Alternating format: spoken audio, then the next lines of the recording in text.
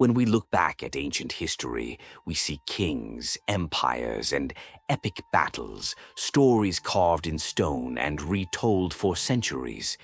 But what if the real power wasn't always on the throne? What if beneath the surface a hidden network of elites shaped the fate of civilizations? These were not just rulers, but charismatic leaders, ritual specialists, and warriors operating between kingdoms, bound by secret knowledge and shared status. While empires rose and fell, these elite groups endured passing influence like a torch through generations. They were the architects behind the scenes, keepers of rituals and symbols that outlasted any single dynasty. In this video, we'll explore their world, from Mycenaean Greece to Etruscan Rome and the iron grip of Sparta. We'll search for clues in their art, myths, and diplomatic records, tracing the outlines of a hidden current of power. By following these patterns, we may glimpse a secret history that challenges everything we thought we knew about the ancient world. How did a small elite control vast populations, not just with force, but with a secret language of symbols and rituals? For the masses, a lion was just an animal. For the elite, it meant royal lineage and divine right symbols like the double axe. There were more than decorations. They were badges of authority, instantly recognized by those in the know. Rituals, too, were powerful tools. Elaborate burials and initiation ceremonies weren't just tradition. They reinforced status and created exclusive bonds. These practices set the elite apart, forging a resilient system of control that survived even when kingdoms fell. New rulers often adopted the old symbols and rituals, inheriting the power embedded in them. That's why certain symbols and practices persist for centuries, even as empires change. The real language of power was never spoken aloud. It was performed, displayed, and passed down in secret. This is how elite networks maintain their grip. Generation after generation, the language of power endured. Travel back to Mycenaean Greece, the age of Agamemnon and mighty citadels. Archaeology reveals a society obsessed with power and warfare, ruled by a golden warrior elite. Their graves overflowed with gold, weapons, and exotic goods, clear markers of status and connection. But these elites weren't isolated.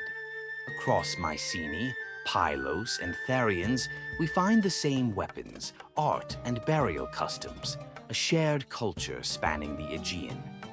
This was a fraternity of warriors, recognizing each other as peers regardless of their home citadel palaces were their nerve centers, with scribes tracking resources and wealth fueling their dominance. Mycenaean Greece wasn't a single empire, but a network of powerful states united by elite culture. Their influence shaped the region for centuries, outlasting any one king. The true power lay in their connections, not just their crowns. This was the hidden network behind the legends. Mycenaean Greece wasn't just a local power, it played on the international stage. A clay tablet from the Hittite Empire, the Tawaggalawa letter, reveals a Mycenaean king addressed as "my brother," the language of equals among great powers. The letter discusses political intrigue, hostages, and alliances, showing regular high-level contact between Mycenae and the Hittites. This wasn't myth, it was real diplomacy, with Mycenaean elites forging alliances and rivalries across the Mediterranean. The Tawaggalawa letter proves these warrior elites were part of a brotherhood of power, shaping the fate of the Bronze Age world. Their influence reached far beyond Greece, connecting them to the great empires of their time. The golden mask of Mycenae belonged to a king who was more than a local warlord. He was a player on the world stage. The evidence is clear. Elite networks spanned borders, driving history from behind the scenes. Move forward to early Rome, where the city's destiny was shaped by the enigmatic Etruscans. For over a century, Etruscan kings ruled Rome, embedding their rituals, symbols, and secret knowledge deep into Roman culture. The Etruscans mastered divination and sacred arts, holding power through exclusive priesthoods and symbolic authority.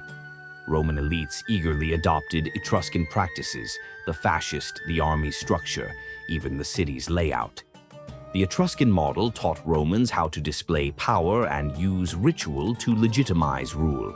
When Rome became a republic, it didn't erase its Etruscan past, it absorbed it. The great Roman families kept Etruscan religious knowledge alive, ensuring continuity beneath political change. The Etruscan network lost direct control, but its influence lingered, shaping Rome's rise from the shadows. The real legacy of Rome's founding wasn't just in its myths, but in the hidden traditions passed down by his first elites. The blueprint for Roman power was Etruscan at its core.